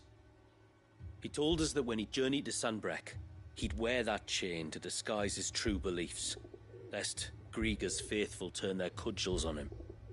Did they ever catch him in his deception? Might that explain the ill will he bears someone? Not that he ever told me. Come now, let's not waste time speculating about Talor's past. We need to focus on the present, and that means finding a way to break the curse. All right. If there's anything I can do to help, let me know. Thank you. I shall. Aye, and thanks for going to all this trouble. Here, it's not much, but I want you to have this. We call it an Adder Stone. It's a gatherer's charm. Reacts to certain rare minerals we use in crafting. Makes them ring out like a bell, stuff you'd have no chance of spotting otherwise. If you find anything, see that you bring it back to me. I can make you some decent gear with it. If you're interested, like. I am, thank you. And I'll be sure to pay you a visit. Until then, I wish your father a swift recovery.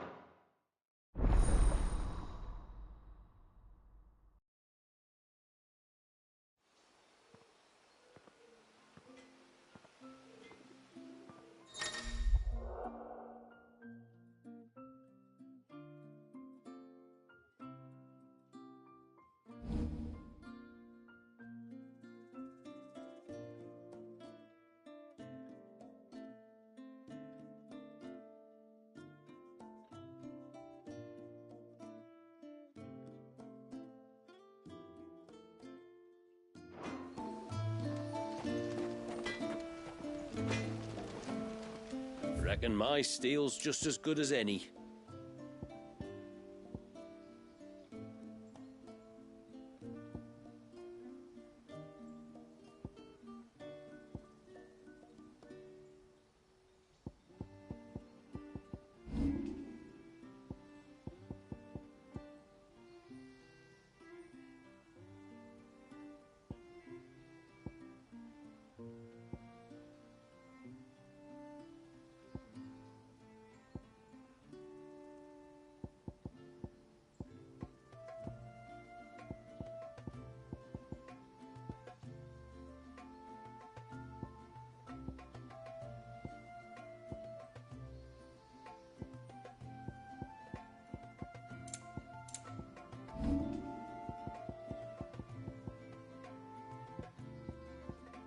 Till next time, then.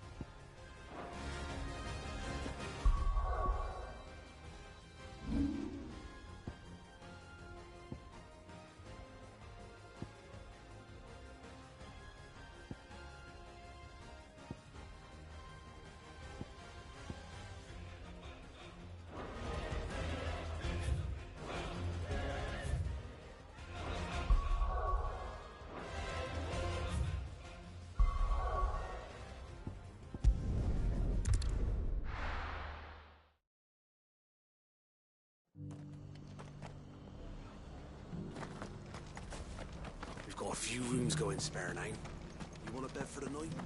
I'll speak to Martha. I remember you. You're the one who saved Whiteheart. How's the old girl doing? She's very well. Thank you. Oh, don't thank me. You're the one who saved her. Anyway, what brings you to the rest today? I was hoping to purchase a Mimit gourd. And I thought you might be able to tell me where I could find one. Oh, reckon I could do better than that. Just so happens, I've got a whole carload of the blasted things. Not a buyer in sight. Really? Aye, you'd be doing me a favor taking a few off my hands before they turn to mush. But just be on the lookout for wild birds, eh? Don't want them chasing after you like they did me. I will. And thank you. Oh, you're very welcome. Any friend of Whiteheart is a friend of mine. And in times like these, friends have got to stick together. We certainly do. Northreach, then. Wouldn't want to keep Mander's father waiting.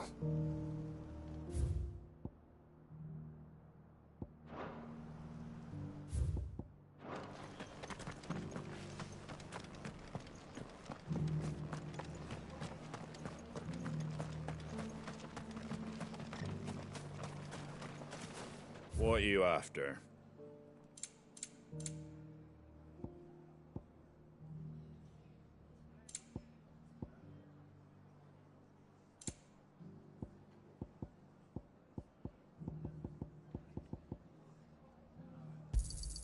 There you go. Much obliged. Thanks very much. Much obliged. Thanks very much. Much obliged. Thanks very much. There you go. Much obliged. Thanks very much. There you go. Maybe lighten your load first? There you go. Fare thee well.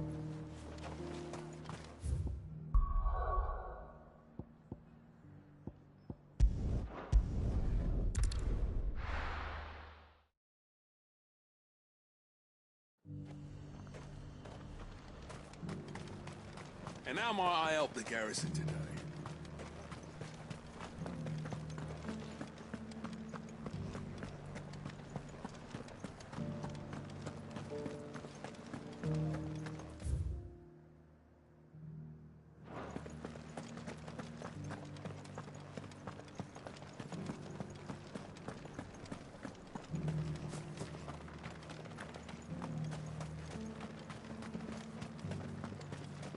Those things didn't fight like men.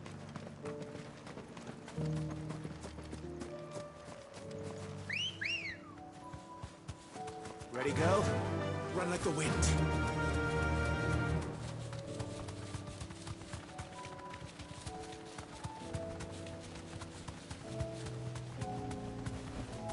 Straight home now.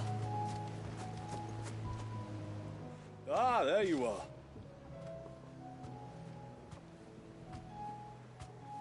And this must be Ambrosia, was it? Oh, she's a real beauty, isn't she? I have the mimic or two. Here.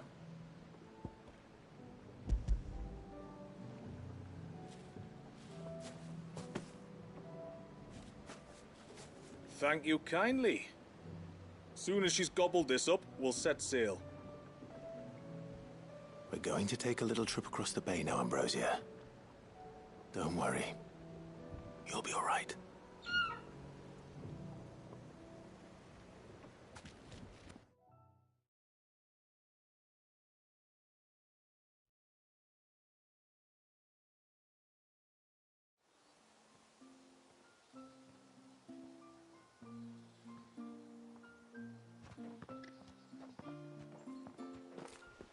Well, we made it.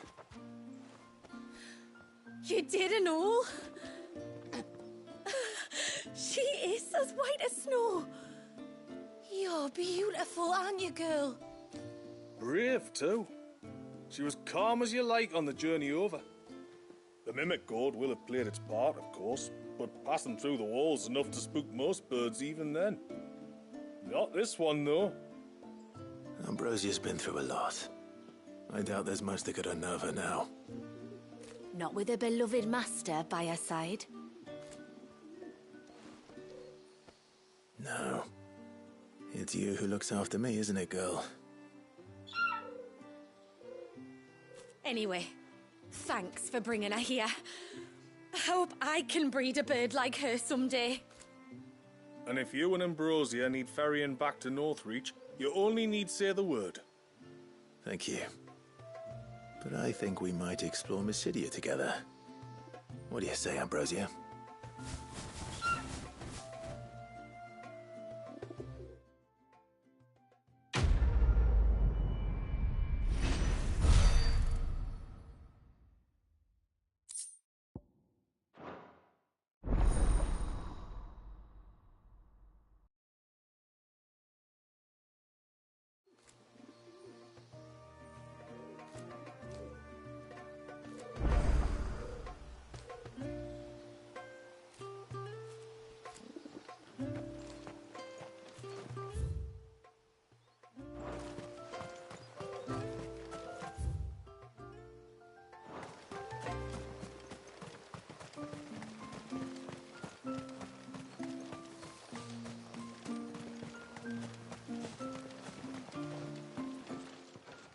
My lord. Long, long ago. And so we wandered. But never did we settle in any one place. Their cullings came close.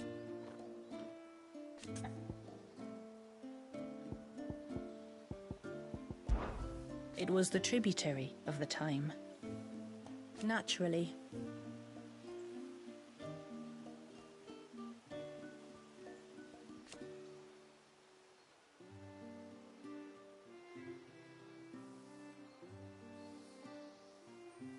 And they pardoned him.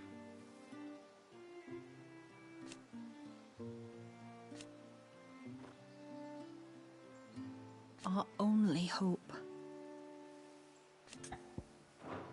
Till next our streams cross. I suspect 2 dominants can handle whatever it is that awaits you atop that peak. And if not, there's always Lady Shula's battle axe.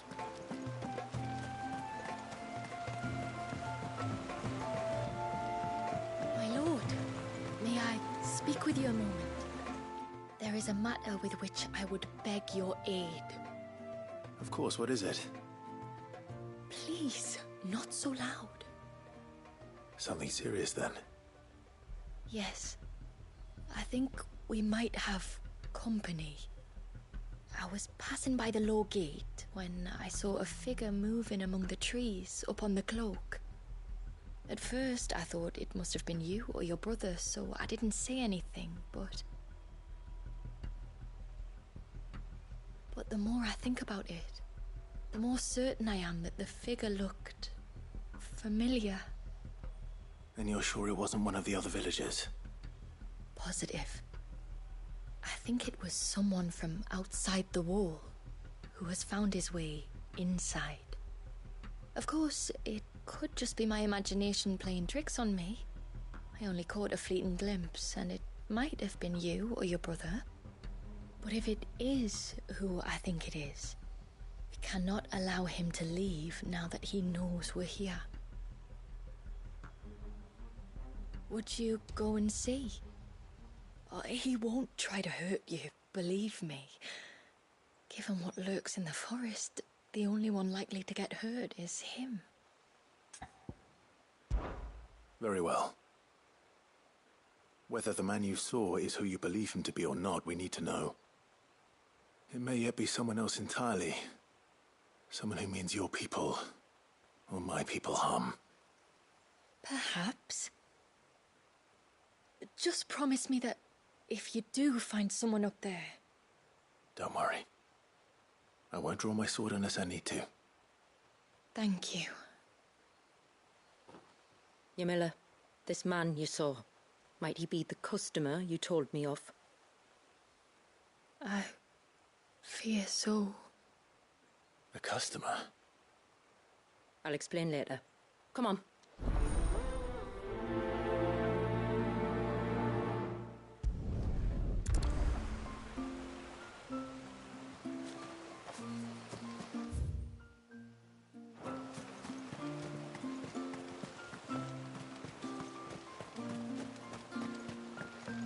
If we pick too many of the flowers, there won't be enough.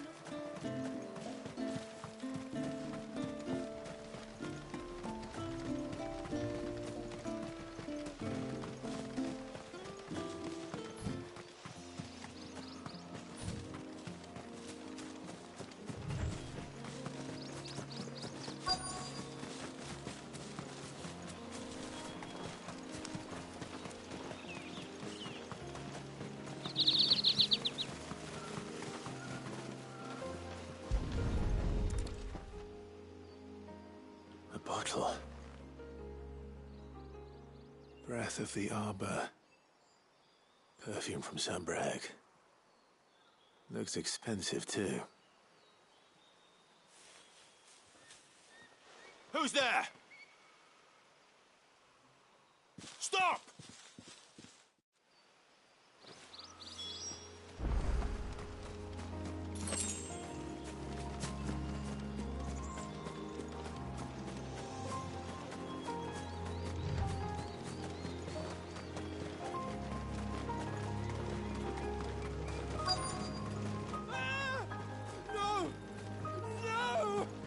Hang on! I'm coming!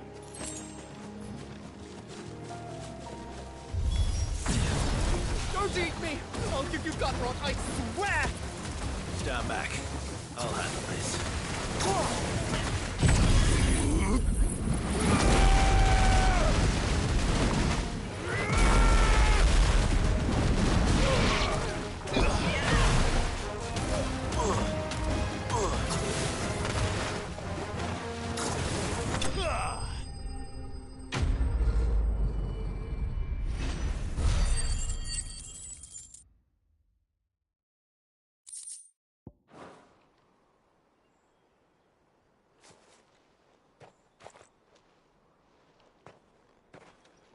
Are you all right?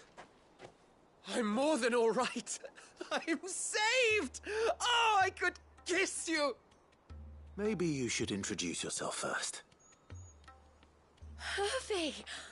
I knew it was you. What are you doing here? I came to see you. Oh, my little canary, it's been so long. Thank you for saving him and sparing him. Who is he? Hervey, one of many clients from my employment beyond the wall. One of many clients? We spoke every night of our plans together. Whispered songs of love into each other's ears. And then you upped and vanished without so much as a word. I left you a note, didn't I?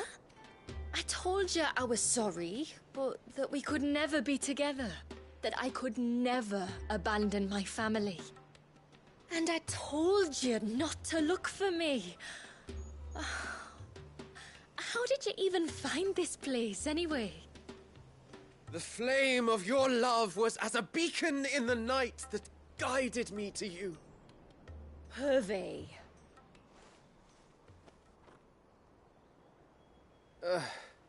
I was walking by the coast near Northreach when I saw a lady who looked like you. Eyes like the ocean. Hair like the driven snow. The next moment, she and her companions were jumping in a skiff and sailing out towards the wave. So I, borrowed the nearest boat and started rowing. It must have been Shula bringing us here. So what? You rowed, found a nose how many leagues across the bay, simply because you saw a woman with white hair. And as I did, the skies changed from a dull and hopeless grey to a bright and benevolent blue. That was when I knew for certain that my little canary was close. Oh, why did you come? You should have forgotten me, as I tried to forget you. I cannot leave my people, Hervey. And now that you know about this place, neither can you. We must return to Haven and accept my family's judgment. I'm to meet your family. Oh, my little canary.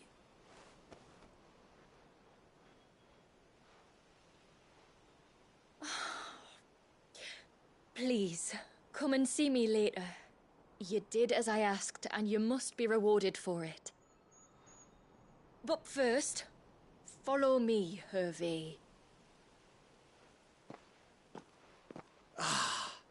To the end of the world and beyond.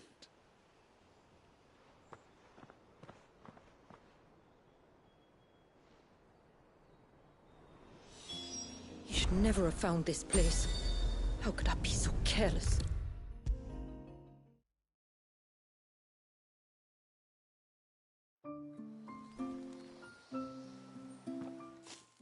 Forgive me.